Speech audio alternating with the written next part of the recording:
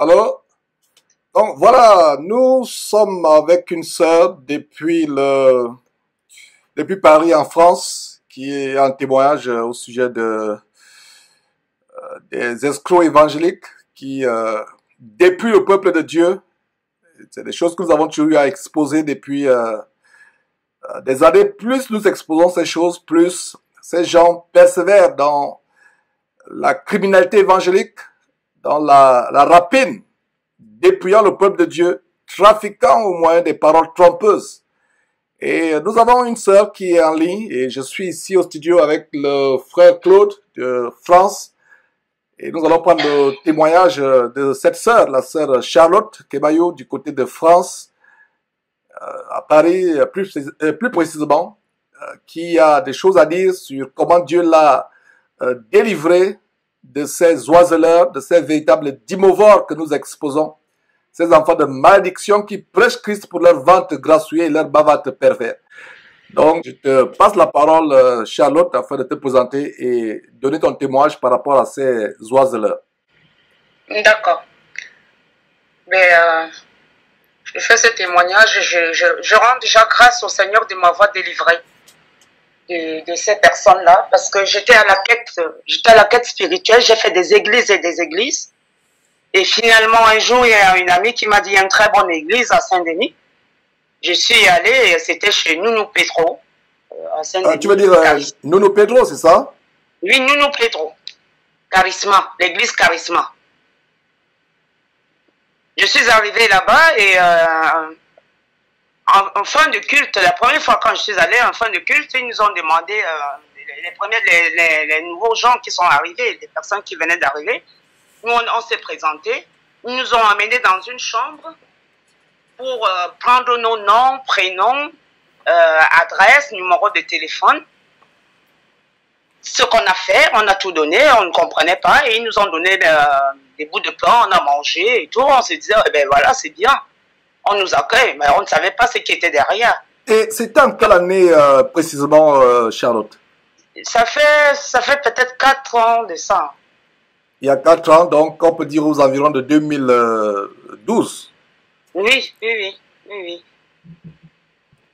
Ça fait 4 ans, mais pourtant, il continue quand même à m'harceler parce que je n'ai pas changé de numéro de téléphone pour les raisons personnelles. Ça fait 3 mois de ça qu'il y a une qui a cherché encore à me contacter et je lui ai dit que je ne pouvais plus revenir dans cette église-là et j'ai essayé de l'expliquer pourquoi et elle m'a raccroché au nez. Et donc, revenons à cette séance culte, entre guillemets, d'il y a 4 ans environ. Qu'est-ce qui s'est passé exactement? Donc, ce jour-là, je suis arrivé à l'église. Ils ont fait tout ce qu'ils font, le cinéma et tout. Et finalement, ils ont présenté 2 pasteurs. Il y avait un qui venait des États-Unis. Je ne sais pas dans quel état, mais il y a un aussi qui venait du Nigeria. Ils ont fait le culte, ils ont parlé, et après, ils ont demandé pour la quête. Ils ont dit comme quoi il fallait donner 8 000 euros. Eh ben, moi, j'ai cru que c'était de la blague. Je regardais le frère qui était, soi-disant frère, enfin, je ne sais pas si... celui qui était à côté de moi, en tout cas, je lui ai posé la question si il avait entendu comme moi. C'est 80 euros ou c'est 8 000 euros? Il me dit, ben, c'est 8 000 euros. Je dis, mais comment ça, 8 000 euros? Comment on peut venir verser 8 000 euros là? Ce n'est pas possible. Et ils ont répété 8 000 euros. Si vous donnez les 8 000 euros, vous allez voir comment Dieu va vous bénir. Et il y avait une bassine d'eau devant. Il fallait donner les 8 000 euros et plonger la main dans l'eau. C'est là où j'ai commencé à me poser des questions. Mais où est-ce que je me trouve? Je suis où là?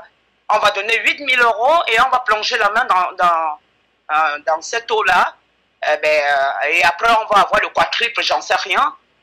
Mais en tout cas, c'est depuis ce jour-là que je fuis cette église-là. Et je vous dis, frère, moi, je venais à peine de finir ma formation. Je n'avais même pas 1 euro. Mais comme j'étais à la quête spirituelle, je faisais tout pour essayer de trouver l'argent, de l'essence pour mettre dans ma voiture pour y aller. Et je dis, mais non, je suis là, je ne travaille pas, on me demande 8 000 euros. Et le monsieur, ils se sont même pas arrêtés là. Ils ont dit comme quoi, quand ils ont vu qu'il n'y avait pas beaucoup de personnes qui se levaient, Ils ont dit comme quoi, à 16 heures, il y avait le culte de 16 heures. Il faut qu'on se débrouille pour venir avec même. Ils nous ont dit, on est sûr que chacun de vous doit avoir au moins 80 euros. Et qu'ils prenaient aussi des chèques.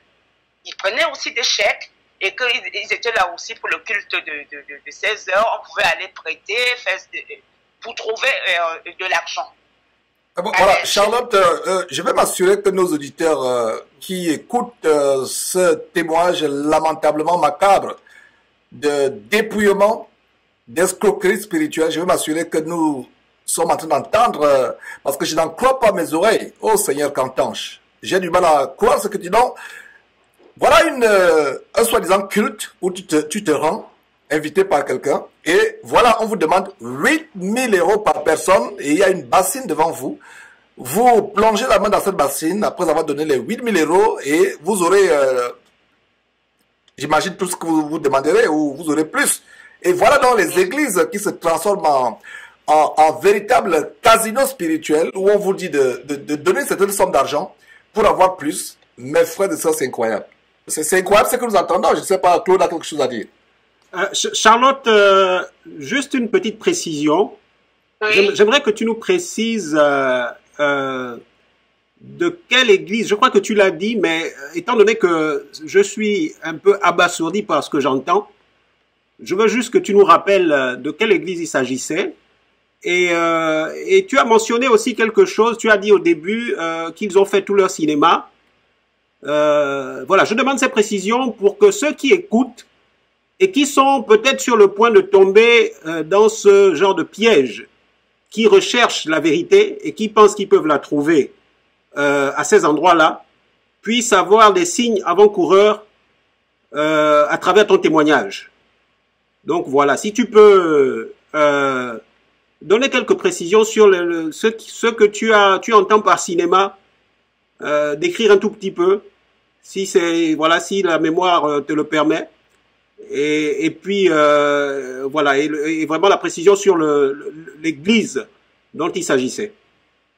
C'est l'église Charisma à Saint-Denis. À l'époque, c'était à Saint-Denis parce qu'apparemment, ils ont changé d'église, ils ne sont plus à Saint-Denis, ils ont ouvert un autre campus plus grand, mais je ne sais pas où ça se trouve.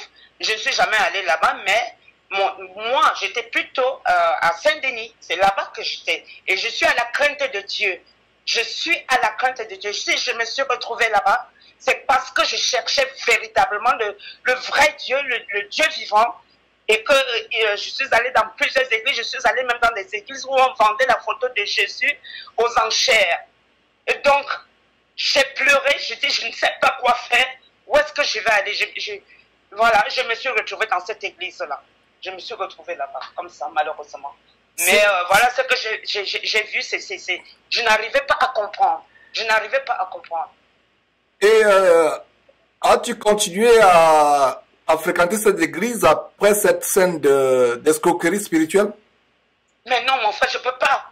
Je ne pouvais plus. Quand je lis la parole de Dieu, c'est écrit nulle part qu'on va vendre la parole. 8000 euros, où est-ce que je vais prendre 8000 euros pour donner alors que moi, je n'avais même pas de travail? Je venais de finir une formation, je n'avais pas 1 euro.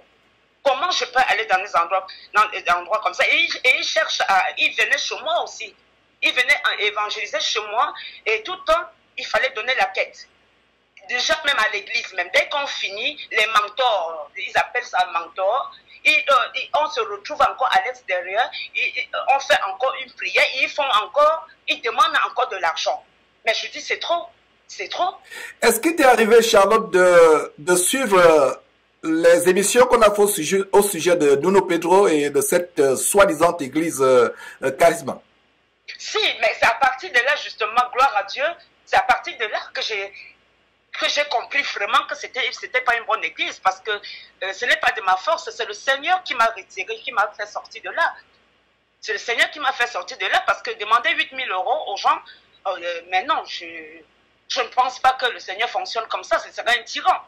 Ce serait un voleur si le Seigneur faisait ça. Demander 8000 euros aux gens comme ça, moi, mais non. Excusez-moi, je suis énervé. Je suis encore énervé comme si ça se passait là aujourd'hui. Tout à fait, tout à fait.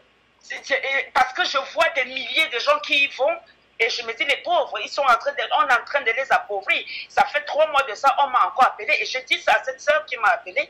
Je lui ai dit, essayez d'arrêter d'appauvrir les enfants de Dieu. Arrêtez. Et cette soi-disant sœur qui t'a appelé Charlotte, c'est même un abus de langage de l'appeler sœur. Ces personnes ne sont pas nos sœurs ou nos frères. Pour moi, je ne sais pas. Bon. Et cette personne vraiment c'est un abus de langage. Et voilà donc des séances de dépouillement spirituel pour leurs ouailles ou leurs fidèles. Ce ne sont que des morceaux de pain, ce ne sont que des portefeuilles. Ils ne se soucient pas de leurs âmes. Le fait qu'ils aient un enfer ou au paradis, c'est pas leur préoccupation. Ce qui les préoccupe, c'est leur portefeuille. Tout à fait. C'est ça. Ils essaient d'entrer dans votre vie. Comme j'avais des problèmes, je parlais un peu de moi. Eh bien, quand tu arrives à l'église, un jour, Nounou Pedro est là, il parle comme si c'était un médium, il parle et tu sens que c'est ton problème à toi parce qu'il vient, il rentre dans votre vie, vous racontez tout, et puis pour te séduire, hein, pour séduire les gens, tu te dis, oh, ben, dis donc, il est fort. Hein. Et je me rappelle une fois, j'étais dans je suis allé au culte un dimanche, il était en train de se vanter et il insultait même les fidèles. Regardez, je suis avec des chaussures. Vous voyez ma chaussure, vous voyez ma veste. Moi, j'ai un terrain aux États-Unis, j'ai ci, j'ai ça. Je dis, mais c'est pas vrai. Donc, et puis il est escorté avec les... On ne peut même pas le voir même pour parler avec lui. Il est plus que Jésus, quoi. Voilà, Charlotte, avant de passer la parole à Claude, voilà un monsieur qui est un véritable parasite spirituel, vivant aux dépens de ses ouailles, les dépouillant, les escroquant, mais qui vient encore se moquer d'eux, lui qui vit comme un parasite aux dépens de ses ouailles, qui vient encore les narguer, les railler, se moquer d'eux, c'est absolument incroyable. C'est incroyable. Charlotte, j'ai une question, toujours en rapport avec ton passage dans cette église. Tu disais qu'il y avait parmi toutes ces personnes qui étaient appelées à donner cette somme farfelue, il y avait plusieurs personnes qui se sont levées. Donc, ça veut dire qu'ils ont malgré tout réussi à escroquer de nombreuses personnes. Mais à bien ce sûr, moment-là. tout à fait, il y a des gens qui se sont levés, je ne sais pas s'ils avaient mis les 8 000 € dans leurs enveloppes, là j'en sais rien, mais il y a des gens qui se sont levés pour aller mettre ces enveloppes et ils plongeaient leurs mains dans l'eau. Effectivement, parce que la condition pour plonger la main dans l'eau, c'était de donner 8 000 €. Voilà. Ce qui fait environ 10 000 $. À l'époque, d'ailleurs, il y a 4 ans, la devise de l'euro était plus forte que le dollar, donc ça devait faire près de 10 000 $.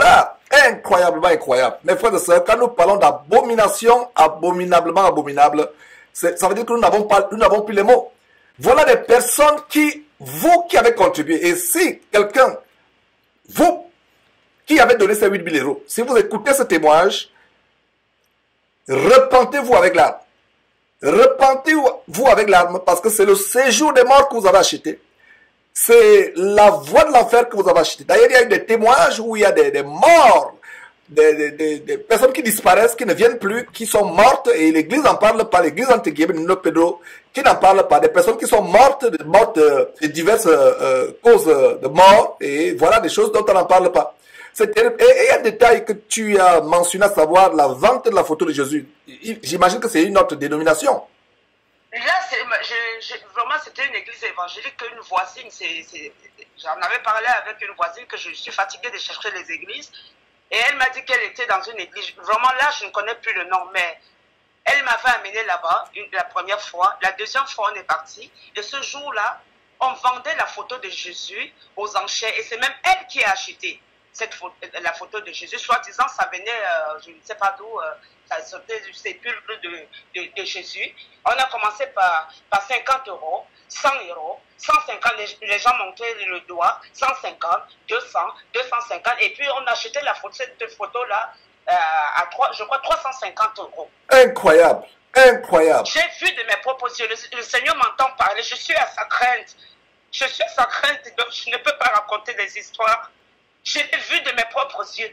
Je l'ai vu de mes propres yeux, c'était scandaleux. J'ai le cœur brisé en entendant ces choses. C'est la raison pour laquelle nous avons voulu prendre ce témoignage. Vous qui cherchez véritablement le Seigneur Jésus, sortez de ces endroits de mort. Ce sont des camps de concentration, ce sont des salles d'embarquement qui mènent en enfer. Sortez de ces endroits. Maintenant, ceux qui aiment les casinos spirituels, ceux qui aiment les plaisirs plus que Dieu, ceux qui veulent utiliser le nom de Dieu, le nom de Jésus-Christ, pour l'évangile de Jésus-Christ, pour soigner leur vie, pour l'élévation personnelle, pour acquérir les richesses, on ne se préoccupe pas de vous. Ce message est pour ceux qui véritablement cherchent à la vie éternelle, le salut, l'affranchissement de ce monde pour entrer dans le royaume éternel de Dieu. Et je comprends que, Charlotte, ce n'est pas la seule expérience que tu as eue du côté de France. Est-ce qu'il y a eu d'autres expériences que vous avez eues avec les différents dimovores, pasteurs, escrocs et sorciers que nous exposons, Castano et autres?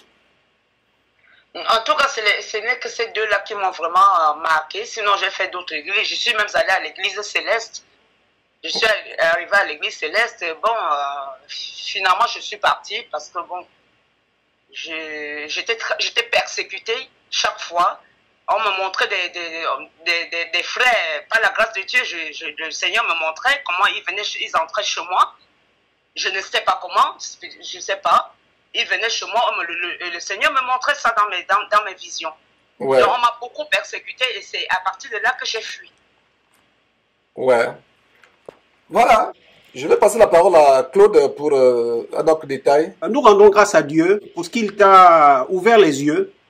Et notre prière est qu'il ouvre les yeux à toutes ces personnes qui continuent à se prêter vraiment au plaisir de ces ouvriers de Satan. Nous ne pouvons que rendre grâce à Dieu, car c'est bien ce qui nous est dit dans 2 Timothée au chapitre 3. Nous ne sommes pas surpris par ces choses, car les Saintes Écritures nous le disent. 2 Timothée chapitre 3, à partir du verset 1, « Sache que dans les derniers jours, il y aura des temps difficiles, car les hommes seront égoïstes, amis de l'argent, fanfarons, hautains, blasphémateurs, rebelles à leurs parents, ingrats, irréligieux, insensibles, déloyaux, calomniateurs, intempérants, cruels, ennemis des gens de bien. » C'est bien ce qu'ils sont. Toutes ces personnes, ils sont ennemis des gens de bien. Tu as mentionné notamment dans ton témoignage ces groupes de personnes qui vont même maintenant dans les maisons, qui vont, voilà, qui cherchent à rentrer dans les maisons. Et c'est ce qu'ils font aujourd'hui. Ils cherchent même à entrer dans les maisons. Et il faut s'en méfier. Il faut s'en méfier parce que la parole de Dieu nous a déjà éclairé là-dessus, nous a avertis. Dans le même chapitre 3 de 2 Timothée que je lisais, à partir du verset 6, voilà ce qu'il est écrit. Il en est parmi eux qui s'introduisent dans les maisons et qui captivent des femmes d'un esprit faible et borné, chargées de péché, agitées par des passions de toute espèce.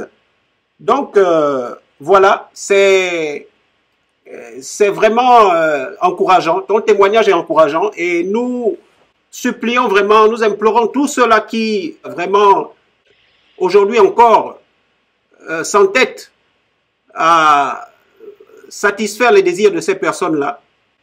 Sortez, détachez-vous de ces choses, car elles ne vous mèneront à la perdition. Puisse Dieu accorder sa grâce et que les délivrances continuent à s'opérer. Voilà, c'est... Mes frères, le frère Georges m'a demandé s'il y avait d'autres églises. Il y a quand même l'église catholique, je ne peux pas oublier ça. Il faut quand même, ça me vient à cœur là maintenant. Je suis baptisé. Au départ, baptisé, mes parents m'ont baptisé, j'étais catholique. Ouais. Donc, tellement je cherchais où aller. Quand j'allais à l'église catholique, je ne me sentais pas bien. Mon esprit n'était pas vraiment tranquille. Mais j'y allais parce que je ne savais pas quoi faire. Après avoir fait toutes ces églises-là, je suis rentré à l'église catholique. Mais chez moi, l'État m'avait logé et ma maison était hantée un peu des démons. Il y avait des démons chez moi. Je n'arrivais pas à dormir, mes enfants n'arrivaient pas à dormir. Je suis allé là-bas, j'ai vu le prêtre. Je lui ai demandé s'il pouvait venir chez moi prier. Voilà. Il a dit oui et il est venu chez moi. Il est venu chez moi, il s'assoit comme si vraiment, comme si c'était un copain.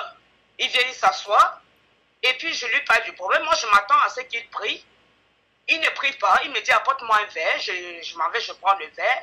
Il me fait une démonstration, il me dit, ben, écoute, le diable n'existe pas. C'est dans ton imagination. Je dis, mais comment ça c'est dans mon imagination? S'il y a un Dieu, c'est qu'il y a un Satan. Mais vous n'avez pas lu la Bible ou quoi? Moi, je ne comprends pas. Comment vous pouvez me dire que le Satan n'existe pas? Et il prend ma télécommande, il commence à regarder, à zapper, il cherche Catéo. Mais vraiment, j'étais dessus. Je dis, mais c'est quoi ça? Un prêtre qui vient me dire que le diable n'existe pas? Ouais. Ça me... C'est pour dire, pas la grâce de Dieu. La grâce de Dieu, je suis tombée sur votre émission. Il n'y a pas de hasard. Il n'y a pas de hasard. Je suis tombée là-dessus. Et c'est là où j'ai commencé à comprendre beaucoup de choses. J'ai le logo de Charisma et tout ce que j'ai vécu. C'était maintenant un film dans ma tête. Je dis, mon Dieu, merci. Tout à fait. Tout à fait. Je suis dans l'église, on a nous, Pedro est en train de nous insulter. Regardez comment vous êtes. Vous n'avez rien, mais Dieu n'a pas dit que vous allez souffrir. Hein? Vous êtes là, des pauvres gens et tout. Regardez comment je suis. Il manque ses chaussures, il manque sa veste et ainsi de suite. Mais j'étais choquée. Voilà. J'étais choquée. Ce sont ces pauvres-là qui l'engraissent. Ce sont ces pauvres-là qui le rendent enflé d'orgueil. Ce sont ces pauvres-là qui remplissent ses coffres forts, ses comptes bancaires. Et ce sont les mêmes pauvres qui, dont ils se moquent. Alors que la parole de Dieu donne de sérieuses mises en garde contre ceux qui se moquent du pauvre. Et lui se moque des pauvres. Et le détail que Claude a donné par rapport à la parole de Dieu, en fait, c'est les prophéties de la fin des temps qui de plus en plus s'accomplissent. Et tous ceux qui suivent ces voleurs, ces enfants de malédiction comme Nuno Pedro, Mamadou Karambiri, Marcelo Tinassi, Joël Francis Tatou, Raoul Wafo, Alain Patrick Tengue et tous les autres ténors de la criminalité évangélique en bande organisée, tous ceux qui les suivent, en fait, ces gens-là sont la punition de Dieu pour ceux qui n'aiment pas l'évangile. Ces faux pasteurs d'Imovoir escrocs sont la punition de ceux qui ont la démangeaison dans le temps des flatteries. C'est ceux qui vont à Dieu comme une prostituée irait chez un client, vers un client. Ils ne vont pas à Dieu pour changer de vie, pour abandonner le péché, la fornication, l'homosexualité, l'adultère, l'inceste, les avortements, les vols, les mensonges, les envies, les jalousies. Ils ne vont pas à Dieu pour devenir une nouvelle personne. Ils vont à Dieu pour utiliser Dieu comme moyen de satisfaire leur convoitise charnelle, leur ego. Voilà ce qui se passe réellement. C'est dommage. Voilà. Vraiment, ça me fait mal parce que il y a beaucoup qui y vont. J'essaie d'en parler parce que j'ai ma cousine, sa fille est là-bas et à peine j'ai commencé à lui parler, elle m'a dit ah non, tata, je vais y aller, c'est toi qui vois mal. Elle m'a fui d'ailleurs, ne viens pas, elle est chez nous, Pedro. Et puis voilà, je ne peux plus rien, j'ai fait ce que je pouvais. Par la grâce de Dieu, je lui ai dit, n'y va plus parce que ce ne sont pas des gens bien. Mais elle est toujours là-dedans, voilà. Voilà. Bon, je pense que ce message touchera ceux à qui Dieu le destinera. Parce que ce témoignage que tu viens de donner avec beaucoup de courage, sans te cacher, Charlotte, du côté de Paris en France, ce message touchera ceux à qui Dieu le destinera. Il n'est pas pour tout le monde. Ce message ou ce témoignage n'est pas pour ceux qui ont la démangeaison d'entendre des choses agréables. Ce message est uniquement pour ceux qui aiment véritablement le Seigneur Jésus-Christ, qui vont vers le Seigneur Jésus-Christ pour s'approcher de Dieu son Père, qui est notre Père, pour vivre véritablement dans la sanctification, en nouveauté de vie, la sanctification sans laquelle personne ne verra le Seigneur. Je vais laisser le mot de fin à Claude pour clore ce témoignage que tu as nous partagé, Charlotte. D'accord. Charlotte, nous te remercions pour ce courage, parce que ces quelques minutes que nous avons passées avec toi, je peux t'assurer que elles permettront à ces personnes-là, non pas toutes celles qui écouteront peut-être, mais celles-là que Dieu aura déjà destinées à retrouver le droit chemin. Donc voilà, nous te disons merci pour ton courage et que Dieu te garde. D'accord, merci. Voilà. Merci beaucoup pour également. Donc voilà, et que Dieu te bénisse abondamment, Charlotte, au nom tout-puissant de Jésus-Christ, notre Seigneur et Sauveur, qui est mort sur la croix pour nous, qui nous a franchis de la colère à venir. À lui soit la gloire et rien qu'à lui d'éternité en éternité. Amen. Amen. Amen. Amen. Amen.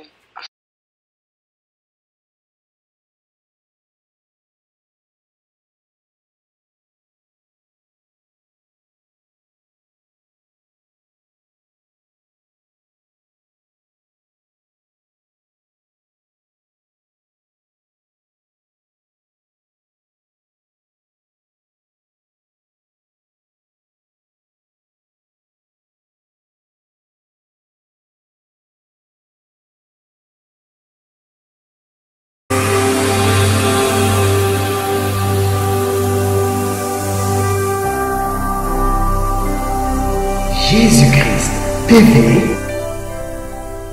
vous connaîtrez la vérité et la vérité vous affranchira.